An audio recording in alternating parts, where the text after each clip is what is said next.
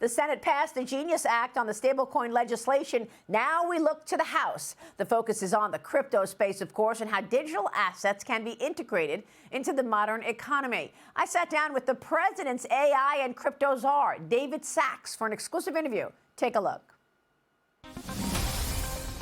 And joining us right now is the White House AI and crypto czar, longtime venture capitalist, David Sachs. David, great to have you this morning. Thanks so much for being here.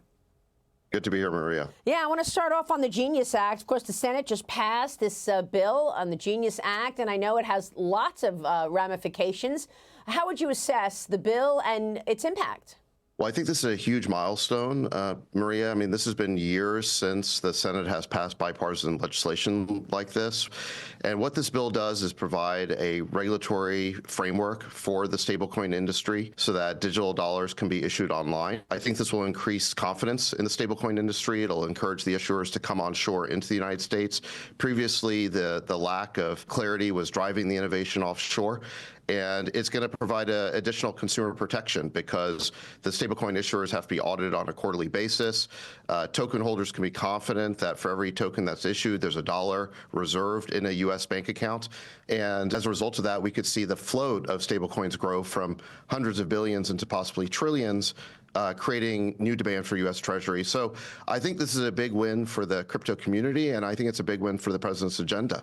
Yeah, I mean, this is the first legislation really to have a framework around stable coins. We've spoken with the founders and CEOs of Circle as well as Tether.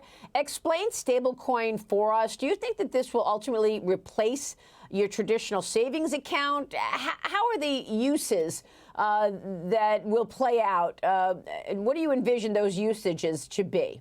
So I think the way to see it is this is an upgrade to sort of 40-year-old banking payment rails using 21st century blockchain technology.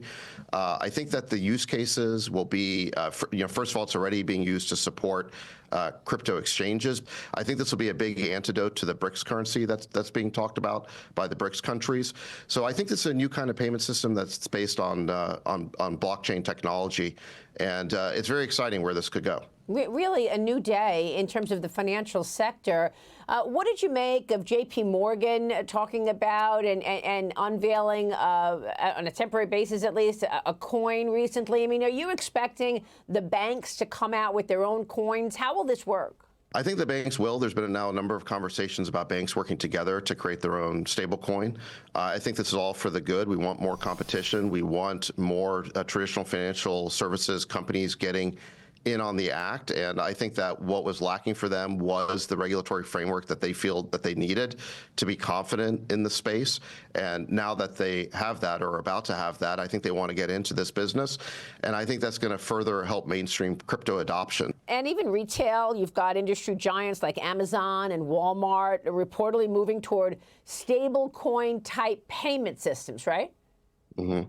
Yeah, so this is one of the core uses of blockchain technology is that it can facilitate faster settlement, lower fees, more transparency.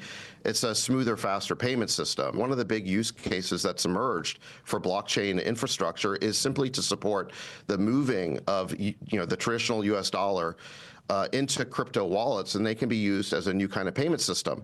So this is very exciting. I think this is the kind of innovation we want to support. Before President Trump's election, all the innovation in the crypto community was moving offshore because Biden had declared war on crypto. President Trump declared that he wanted to make the United States the crypto capital of the planet. He wants to support innovation and growth, and I think that this stablecoin bill will be, I think, a major success for his agenda. David, we are also in a race when it comes to artificial intelligence with regard to China and its moves. Where are we in that race today in terms of the competition with China? Well, I think, Maria, the competition with China is fierce. China is a significant competitor in AI.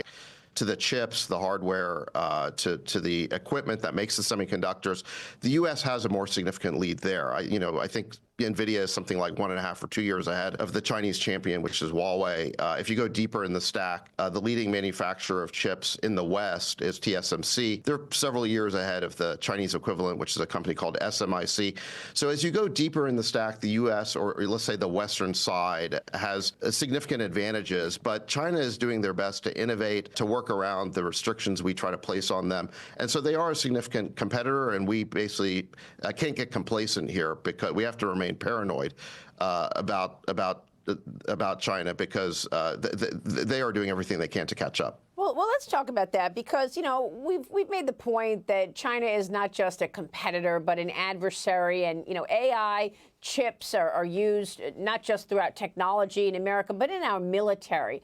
And for a long time, you know, China was stealing intellectual property. What about these export controls on chips that we've talked about and that the president has instituted? I know you've criticized the regulatory framework in terms of too much control on those export controls. Is that right?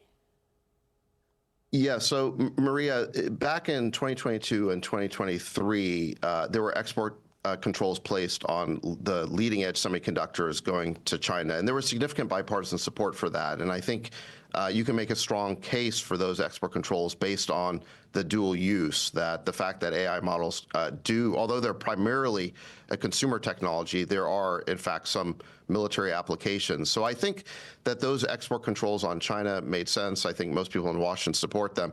However, the Biden administration did something different at the 11th hour, with 5 days left in the administration. They dropped this thing called the Biden diffusion rule, which was not an export control on China. It was an export control on the rest of the world. And it was motivated by the fear that if we sell chips to the rest of the world, that somehow they could be diverted to China.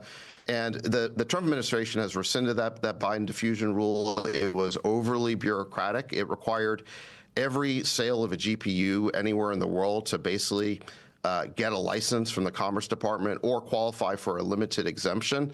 And that was just too burdensome. And I think that the mistake in that thinking is that we have to prioritize two objectives. One is we don't want China to catch up. I think there are good arguments for not selling China our leading edge semiconductors. But at the same time, we want American technology to dominate the globe. We want American technology to be the standard. We want our market share to be the highest. And if we restrict the sale of American technology to the rest of the world, I'm talking about outside China, then I think we'll regret it, because Huawei will be everywhere soon. I mean, they are going to compete very vigorously with us. And I think that if we don't saturate the global demand while we have this market to ourselves, we're going to be kicking ourselves about it, because I think that Huawei will eventually satisfy that pent-up demand. So I think we need to have a more nuanced approach here on export controls. I think restricting China makes sense, but I think we want to make sure that we win the rest of the world. It's like NVIDIA's CEO Jensen Huang have said that, you know, if you do it too much and control it too much, it will only encourage China to double down on its own manufacture and innovation in that space. Right, and I think that, you know, when we think about our friends and allies, we want to be a good partner. We want to be the partner of choice. On the one hand, we're telling the world that AI is critical, even existential, for the development of their economies. But then on the other hand, our government is making it harder. At least this was under Biden. We've changed this now under President Trump. But we were making it harder for the rest of the world to basically adopt this technology. And this is American technology. If in 5 years we look around the world and see that American technology has, let's say, 80% market share, I would define that as winning. That's winning the AI race. But if 5 years from now we look around the world and all we see is Huawei technology, the way that, frankly, Huawei is dominated in 5G, that would be losing the AI race. So I think that the Trump administration understands this distinction, and we want to encourage American exports. To be sure, we should name our security requirements, but what I hear from our friends and allies is that they're ready to abide by our security requirements. They're not going to resell the technology to China. So I think we need to make sure that American technology dominates the world. I want to switch gears, ask you a little about venture capital. Of course, your incredibly successful craft and being the co-founder and all your notable investments from, Palantir to Uber, Facebook, SpaceX, X, and so many others. How is the venture business doing right now? I hear a lot about, public companies wanting to invest in privates. Investors want to get exposure to private companies. What kind of a backdrop are venture capitalists and investors needing today, and what would you recommend in terms of policy to make that as fruitful as possible so that we see more investing in America? So, Maria, there's an AI boom going on right now. I think that the most important thing the government can do actually is support AI infrastructure.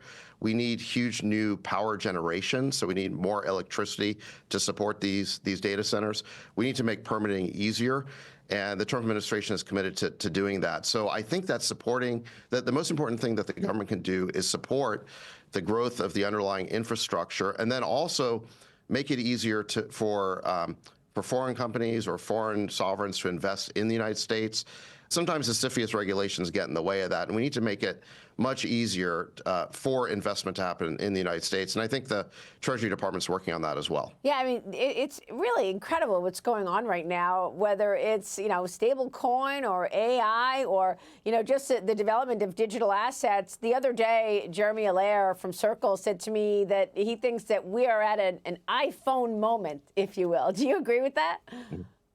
Absolutely. I mean, what you're seeing is that the adoption of AI applications is the fastest adoption curve we've ever seen. I think it's bigger than the iPhone, is bigger than the internet itself, potentially. This technology is being adopted very, very fast by consumers and businesses. And I think it's going to fuel the growth of the American economy for years to come. I think we can get back to those 4 to 5% growth rates with AI as a tailwind. Again, it's facilitating major investment and major innovation. And I think that President Trump has already helped facilitate this. He rescinded that 100-page Biden executive order on AI, which burdened AI companies with unnecessary regulation. Like I mentioned, we rescinded that 200-page Biden diffusion rule, which burdened our semiconductor companies and data center companies with unnecessary regulation. The president made that trip to the Middle East to facilitate foreign investment in the U.S. So President Trump here, I think, is leading, and he's driving the growth and the innovation. And it's a very different approach than we saw with the Biden administration. The Biden administration really was motivated and proceeded from a position of fear. It was, how can the government restrict this? This thing is so risky that we need to control it. Whereas I think that the Trump administration is proceeding from a position of opportunity, which is how do we take advantage of this technology? How do we drive the growth? How do we drive the investment? And I think that thanks to President Trump, you are seeing this boom that's already started. And like I mentioned, I think it will ultimately be one of the most important parts of his legacy. Yeah, I mean, it's incredible when you actually have a priority of growth. And, everything starts and ends with that, looking for growth. David, it's great to have you. I hope you'll come back soon. Thanks so much. Anytime, Maria. Thank you. David Sachs joining us. We'll be right back.